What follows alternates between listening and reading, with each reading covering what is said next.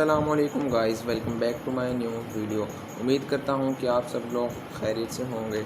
Guys, जैसे कि पिछली वीडियो में हमने टॉपिक शुरू किया हुआ था क्वांटम फिज़िक्स, इसी का एक टॉपिक है पेयर प्रोडक्शन। इसके बारे में हम पढ़ लेते हैं।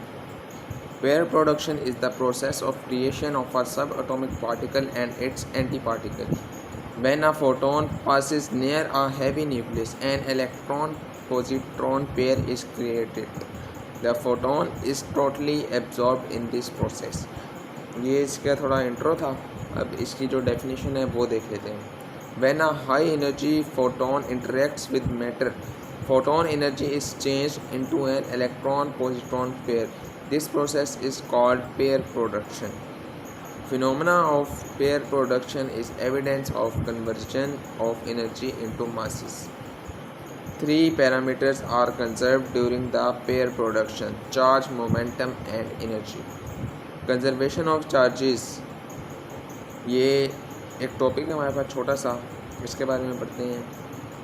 Charges must be conserved in this process as electron and positron having opposite charge means that the sum of net charge of pair is zero, which is actually equal to that of photon before the collision.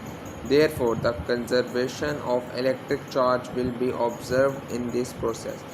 It is impossible for a photon to produce a single electron, a single positron, two electrons or two positrons, because the photon has zero charge and then charge will not be conserved. इसके बाद जो हमारे पास topic है, short question important है, वो है conservation of momentum. Momentum must also be conserved in this process. If hf divided by c is the momentum of photon, then mv यानी कि ये है इलेक्ट्रॉन का is the momentum of positron and mv ये होगा electron, इसका negative में is the momentum of electron. ठीक है, then apply conservation of momentum. We got hf divided by c is equal to mv plus electron और plus mv negative electron. इसके बाद topic है conservation of energy. Energy must be conserved in the process of pair production to occur. For example, electron energy जो कि पहले होगी photon की is equal to energy of electron plus energy of positron. ठीक है, as the total energy of particle with mass m is the sum of its kinetic energy and its rest energy यानी कि m naught c square can be written as hf is equal to होगा kinetic energy of electron plus m nought c square, ये एक bracket में, plus kinetic energy of positron plus m nought c square, ये दूसरी bracket में. ठीक है, where a is equal to m nought c square is equal to 0.511 mega electron volt. Thus a photon must have energy of at least 2 m naught c square in order to create an electron positron pair. If the photon energy is greater than 2 m naught c square और यानी कि 1.02 mega electron volt, the excess energy appears as kinetic energy of the electron and positron.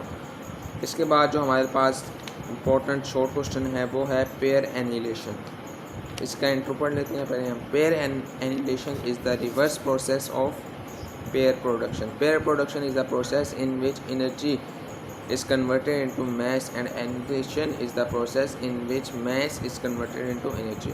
इसकी definition ये है, pair annihilation is the process in which an electron positron pair combines to produce two new photons. It means during collision of electron and positron, these particles are dispersed and radiation is produced in terms of gamma rays photons. Pair annihilation cannot create just one photon because it is required to conserve both energy and momentum. The movement of photons in opposite direction justify the conservation of momentum. ठीक है, इसकी एक equation है, book में given है, easy सी है और diagram भी है, दोनों बहुत इजी है, सिंपल से है. ठीक है, तो गाइस आज का जो टॉपिक है वो ख़त्म होता है. नेक्स्ट वीडियो में मैं नेक्स्ट टॉपिक स्टार्ट करूँगा. तो गाइस फिर मिलते हैं नेक्स्ट वीडियो में. तब तक के लिए अपना बहुत सारा ख्याल रखिएगा. ठीक है गाइस, अल्लाह हाफिज़।